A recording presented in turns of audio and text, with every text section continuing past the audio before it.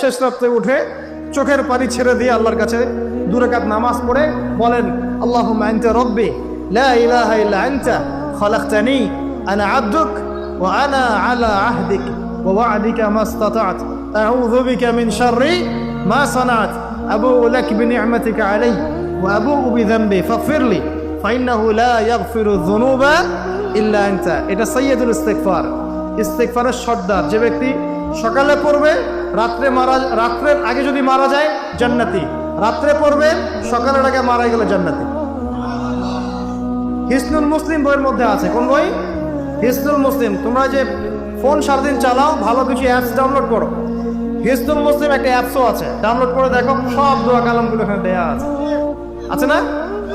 আচ্ছা, এটা যদি না পড়েন এতটুকু বলবেন, আস্তাগফিরুল্লাহাল্লাযী লা ইলাহা ইল্লা হুয়াল হাইয়ুল কাইয়্যুম ওয়া আতুবু ইলাইহি। চোখের পানি ছেড়ে দিয়ে পাপ থেকে তওবা করে ফিরে আসতে হবে। এটা কাজ নাম্বার 1। এটা কত নম্বর কাজ?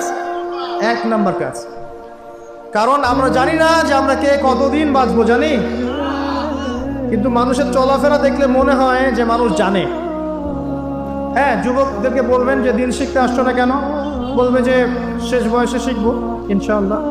বিশ্বাস করেন, এই কথাটা শোনেন, যদি কোনো ব্যক্তি যুবক, স্পেশালি যুবক যার যৌবনের তাড়না আছে, এই যুবক যদি পবিত্র জীবন যাপন করতে পারে, আল্লাহ পাক ওই যুবককে দেখে অবাক হয়ে যান।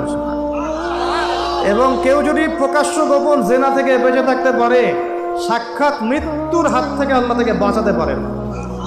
আমি দলিল ছাড়া কথা বলবো না, এখানে দলিল দিচ্ছে শোনেন। 3 জন ব্যক্তি বের হয়েছে, ঝড়, বিশাল ঝড়, গুহায় আশ্রয় নিয়েছে, ঝড়ে পাথর দিয়ে গুহার মুখ বন্ধ হয়ে গেল। এটা হাদিস, কিন্তু আলেম ওলামারা জানবেন, আপনাদেরকে বলছেন হাদিসে আছে। কিন্তু এখন গুহার মুখ খোলার কোনো অপশন নাই। এখন 3 জন পরামর্শ করছে, আমাদের কিছু নেক আমল দিয়ে আল্লাহর কাছে দোয়া করি, চল। নেক আমলের ওসিলা দিয়ে দোয়া করা যায়, নেক আমলের ওসিলা করে দোয়া করতে হয়। এটা ভালো কাজ।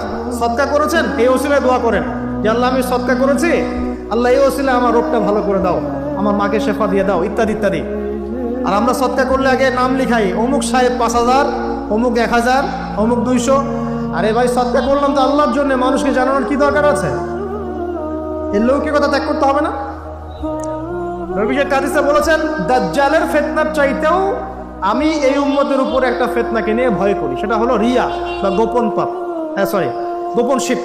রিয়া বা গোপন শিরক মানে মানুষ অন্যকে দেখানোর জন্য আমল করি না আমরা। এটা যখন মৌসুম আসবে তখন বলবে যে আমরা মুসলিমদের সাথেই আছি,